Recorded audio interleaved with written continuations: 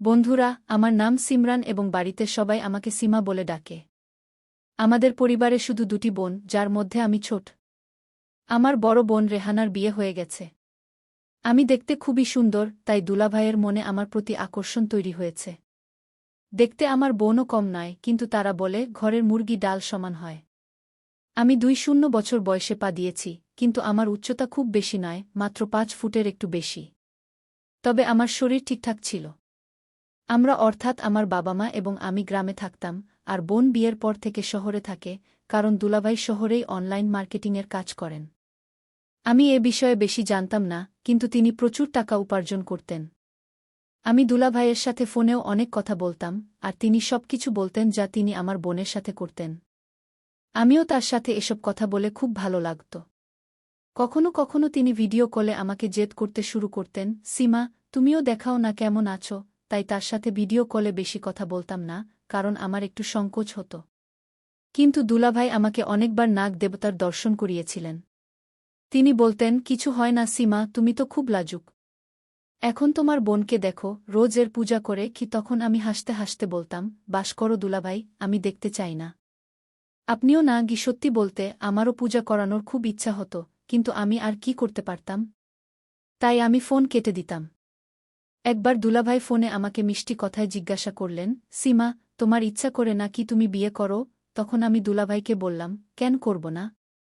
খুব ইচ্ছা করে দুলাভাই।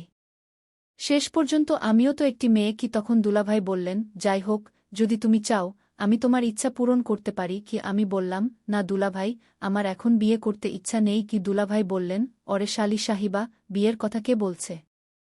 আমি তো তোমাকে বিয়ে ছাড়াই সুখ দিতে চাই। তখন আমি দুলাভাইকে বললাম, চলো, এমন কথা হলে আমি ভেবে বলব গু। আমার দুলাভাই দেখতে খুব স্মার্ট লাগে। বিয়ের পরও তাকে দেখে কেউ বলতে পারবে না যে তার বিয়ে হয়ে গেছে। পরের দিন আবার দুলাভাই আমাকে ফোন করলেন এবং জিজ্ঞাসা করতে লাগলেন, কি হয়েছে সীমা, তুমি তো বললে না। আমি বললাম, দুলাভাই, যাই হোক, আমারও ইচ্ছা করছে, কিন্তু আপনি তো আমার দুলাভাই হয়ে আছেন। যদি রেহানা দিদি জানতে পারে, তিনি রাগ করবেন কি। তখন দুলাভাই বললেন, অরে সীমা, তুমি এত ভয় পেজো না। কিছু হবে না। আমি কাল তোমার গ্রামে আসছি। তুমি শুধু প্রস্তুত থাকো খু। কিন্তু তখনই আমি দুলাভাইকে বলে দিয়েছিলাম, দুলাভাই, আমার না আছে, আপনি আসবেন না গু। সন্ধ্যায় আমি আবার দুলাভাইকে ফোন করলাম, দুলাভাই, আমি সত্যি বলছি না। আপনি কাল আসবেন না কি। কিন্তু দুলাভাই বলতে লাগলেন, এখন তো আমি মন স্থির করে ফেলেছি, আর এখন তো আমি আসব। দেখি তুমি কিভাবে না মানো খো। আমি অনেক অনুরোধ করলাম, কিন্তু দুলাভাই মানলেন না। সকাল 9টা নাগাদ দুলাভাই গাড়ি নিয়ে বাড়িতে এসে গিয়েছিলেন। বাড়িতে বাবা মাও ছিলেন, তাই দুলাভাই তাদের সাথে বসে গল্প করছিলেন। তিনি এও বলেছিলেন যে তিনি এখানে পাশের বাড়িতে কাজে এসেছিলেন, তাই ভাবলেন দেখা করে যান। আমি রান্নাঘরে খাবার বানাচ্ছিলাম। কিছুক্ষণ পর দুলাভাই সরাসরি রান্নাঘরে চলে এলেন এবং জোরে আমার হাত টেনে ধরে বললেন, কেমন আছো শালি সাহিবা? ফোনে তো বড়াই দেখাচ্ছিলে, আর এত সাজগোজ কার জন্য? তখন আমি জোরে বলে উঠলাম, ছাড়ুন দুলাভাই, আপনিও। কতবার মনে করেছিলাম আসবেন না, তবুও চলে এলেন। আপনার বোনের কি আপনার প্রতি আকর্ষণ নেই যে আমার পিছনে লেগে আছেন? তখন দুলাভাই বললেন, আজ তো খুব রাগী দেখাচ্ছ, চলো এখনই তোমার রাগ ঠান্ডা করি কি। এরপর তিনি একটি সোনার ব্রেসলেট বের করে আমার গলায় পরিয়ে দিলেন। সত্যিই এটি খুব সুন্দর ছিল। আমি জিজ্ঞেস করলাম, এখন এর কি দরকার ছিল দুলাভাই? তিনি বললেন, এটা তো সালি সাহিবার জন্য ছোট্ট একটি উপহার। বলো কেমন লাগল? আমি হেসে বললাম, খুব সুন্দর দুলাভাই, কিন্তু আপনি এটা মনে করবেন না যে আমি এর বিনিময়ে আপনাকে গু। দুলাভাই বললেন, অ্যানা সীমা, এটা তো এমনিই মনে হলো তাই নিয়ে এলাম। সত্যি বলতে এটা তোমায় খুব মানেছে, একদম রাজকুমারীর মতো লাগছে কি। তখন আমি বললাম, বসেন দুলাভাই, আমাকে বেশি মিষ্টি কথা বলার দরকার নেই, আমি সব বুঝি কি। এরপর আমি সবার জন্য খাবার পরিবেশন করলাম। দুলাভাইও খালি পেটে এসেছিলেন, তাই তিনি আমাদের সাথে খেলেন এবং গল্প করতে লাগলেন। আমি ভাবলাম দুলাভাই হয়তো এখন চলে যাবেন, তাই নিশ্চিত হতে মজার ছলে জিজ্ঞেস করলাম, দুলাভাই, আপনি আজ থাকবেন না? দুলাভাই বললেন, কে বলেছে আমি যাচ্ছি? আমি কাল সকালে যাব। যদি আপনাদের অসুবিধা হয় তবে এখনই চলে যাই। তখন আমার বাবা বললেন, অ্যানা, সে তো মজা করছে, এবং আমাকেই দাঁত দিলেন। খাওয়ার পর দুলাভাই গেস্ট রুমে বিশ্রাম নিতে গেলেন, আর মাম্মি বাবা খেতে চলে গেলেন, কারণ আমাদের খেতে এখন ধান লাগানো হচ্ছিল। আমিও বাবার সাথে খেতে যেতে চেয়েছিলাম, কারণ জানতাম যদি বাড়িতে থাকি তবে দুলাভাই আমাকে ছাড়বেন না। তাই বাবাকে অনুরোধ করলাম, কিন্তু বাবা রাজি হলেন না।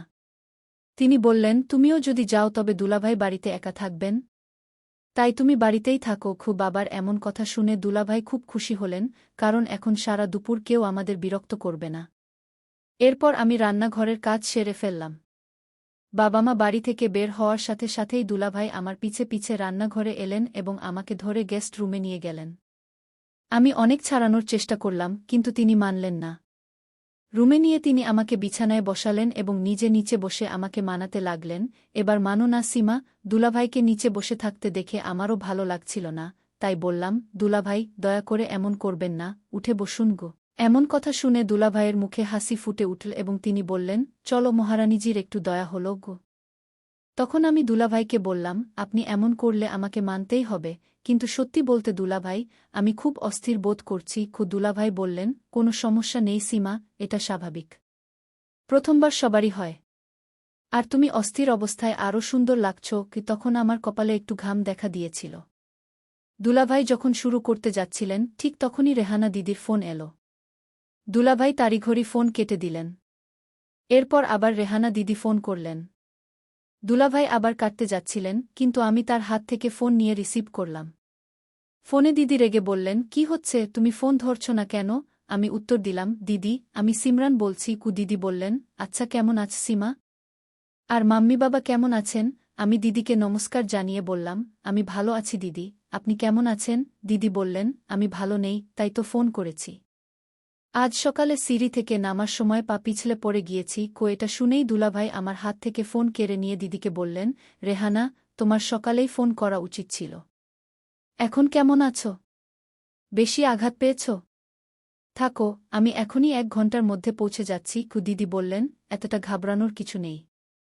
যখন কল করি তখন ধরো না, আমার কোনো চিন্তাই তোমার নেই। দুলাভাই দিদিকে সরি বললেন এবং বললেন, চলো এবার আমাকে মাফ করে দাও রানী সাহিবা, আর কখনো এমন করব না। এরপর আমি দুলাভাইকে বললাম, দিদি, আমাকে দুলাভাইয়ের বিরুদ্ধে অভিযোগ করতে হবে। দিদি জিজ্ঞেস করল, কি অভিযোগ? তখন আমি বললাম, এরা আমাকে খুব বিরক্ত করে, সব সময় নাড়াচাড়া করে। আমি এদের অনেক বকাঝকা করি, কিন্তু এরা মানেই না। এখন আপনি বুঝিয়ে বলুন। তখন দিদি বললেন, ভাই, দুলাভাইশালীর বিষয়ে আমাকে টানাটানি করো না। যাই হোক, এরা আমাকেও খুব বিরক্ত করে, তাই এদের অভ্যাস হয়ে গেছে। এভাবে বলতে বলতে সে ফোন কেটে দিল।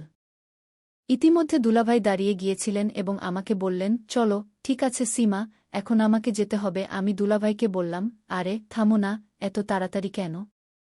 এখন আমি প্রস্তুত। দুলাভাই বললেন, না সীমা, তুমি বুঝতে চেষ্টা করো, রেহানার আমার দরকার হবে। আমি দুলাভাইকে অনেক বুঝালাম, আরে মাত্র আধা ঘন্টার কথা না দুলাভাই? তারপর চলে যেও। কিন্তু দুলাভাই আমার একটি কথাও শুনলেন না। তখন আমার চোখে পানি চলে এল এবং কান্নার সুরে দুলাভাইকে বললাম, প্লিজ দুলাভাই। আমার চোখে পানি দেখে দুলাভাইও আবেগপ্রবণ হয়ে গেলেন এবং বললেন, আরে পাগলি, কাঁদছ কেন? তখনই দুলাভাই আমাকে বিছানায় বসালেন এবং বললেন, চলো, এখন হাসো। তখন আমি দুলাভাইকে বললাম, দুলাভাই, আপনি হয়তো জানেন না, আপনার সাথে কথা বলতে আমার কত ভালো লাগে। আমি আপনাকে বিরক্ত করার জন্য মানা করি। তারপর দুলাভাই আমাকে বুঝিয়ে বললেন, আমি জানি পাগলি, তাই তোমার কথায় আমার খারাপ লাগে না। চলো, এভাবে করো, তুমিও আমার সাথে চলো। এই অজুহাতে তোমার দিদির সাথেও দেখা হয়ে যাবে। দুলাভাইদের মুখে এমন কথা শুনে আমার মুখ খুলে গেল, কিন্তু আমি দুলাভাইকে বললাম, পাপা জানতে দেবেন না, তাদের কে বলবে?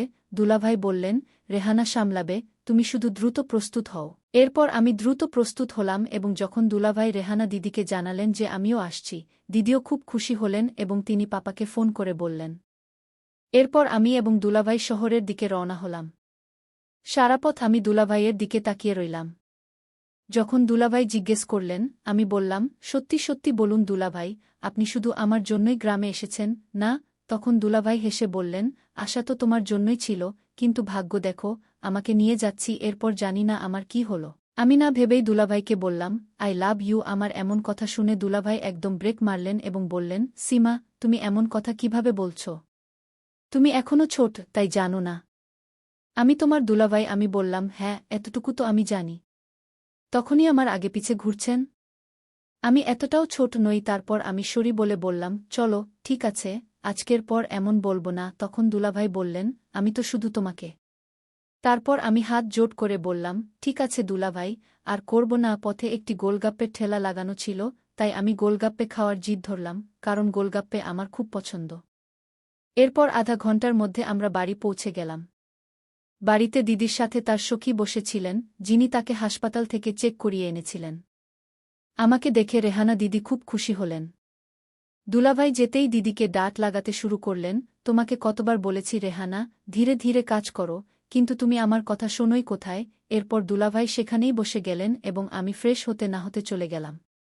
নাহার পর আমি রান্নাঘরে সবার জন্য পোয়া বানাচ্ছিলাম, কারণ দুপুরে সবার ক্ষুধা পেয়েছিল।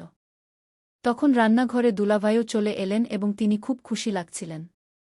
যখন আমি তাকে খুশির কারণ জিজ্ঞেস করলাম, তিনি বললেন, সীমা, তুমি যতটা ভালো বাইরে থেকে, তার চেয়ে লক্ষ গুণ ভালো ভিতর থেকে। তখন আমি বললাম, দুলাভাই, আমি তো আগে থেকেই এমন। দুলাভাই বললেন, কিন্তু আমি তো আজই দেখলাম তোমাকে খারাপ নজর থেকে বাঁচানোর তিলক, এবং যখন তুমি সেখানে ওটা করছিলে, তখনই আমি বুঝে গেলাম।